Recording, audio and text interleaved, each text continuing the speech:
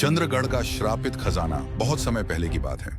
राजस्थान की एक वीरान घाटी में बसा था चंद्रगढ़ गांव। कभी यह गांव खुशहाल था, पर अब बंजर जमीन, सूखे कुएं और हर चेहरे पर चिंता की लकीरें। गांव के बुजुर्ग कहा करते थे, किसी जमाने में चंद्रगढ़ एक खजाने पर बसा था, लेकिन लालच ने सब छीन लिया। इसी गांव में रहता था एक नेक दिल नौजवान, वीरू। पुराने जमाने का नाम, पर हौसला आज के शेर जैसा। जब गांव में संकट बढ़ा, लोग पलायन करने लगे, तो वीरू ने ठाना, मैं इस गांव को नहीं मरने दूंगा। एक रात वीरू को अपने दादा की पुरानी संदूक में एक किताब मिली। किताब फटी पुरानी थी, पर उसमें लिखा था, राजमहल के पीछे उस वीरान किले में छिपा है चंद्रगढ़ का असली खजाना।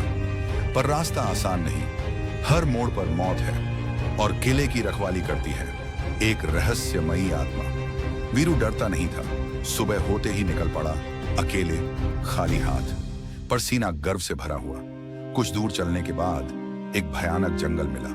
पेड़ों से लटकते झूले, अजीब सी आवाजें, और तभी वीरू की नजर पड़ी एक बिल्ली पर, जो कांटों में बुरी तरह फंसी हुई थी। वीरू ने बिना डरे उसकी मदद की, लेकिन तभी एक बुरी आत्मा झाड़ियों से निकल आई और वीरू पर हमला कर दिया। वीरू घायल हो गया, पर जैसे ही उसने बिल्ली को गोद में लिया, बिल्ली ने उसके घावों को चाटा और चमत्कार, वीरू ठीक हो गया। बिल्ली ने बोलना शुरू किया, मैं कोई आम बिल्ली नहीं, मैं भी इस रहस्य की शिकार हूं।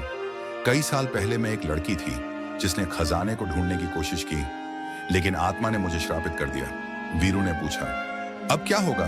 बिल्ली बोली, ये रास्ता अकेले पार नहीं कर सकते, मेरे साथ चलो, मैं तुम्हारी मदद करूंगी।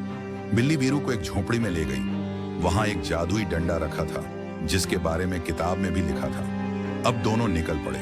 जंगल, पहाड़, गुफाएं और भूतिया धुंधों से होते हुए आखिरकार पहुंचे उस श्रापित किले में। किला अंधेरे में डूबा हुआ था।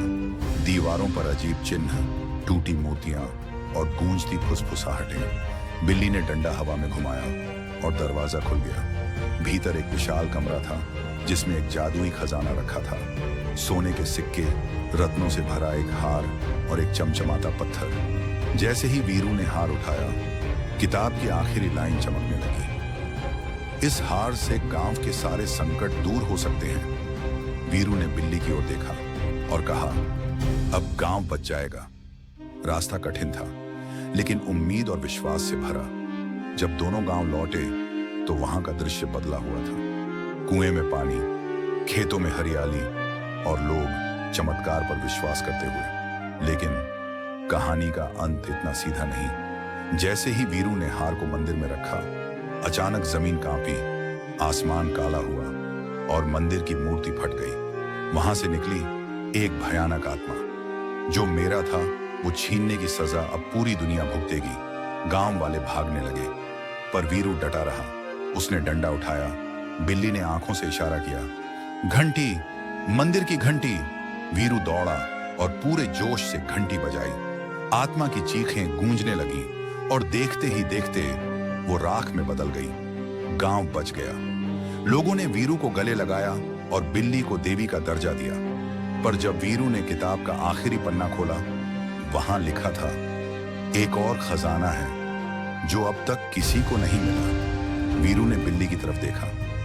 बिल्ली मुस्कुराई और बोली, अब मैं तुम्हें अकेला नहीं छोड़ूंगी। और दोनों निकल पड़े एक और सफर पर, एक और रहस्य की तलाश में, क्योंकि कहानियां कभी खत्म नहीं होती, वो बस अगला मोड़ लेती हैं।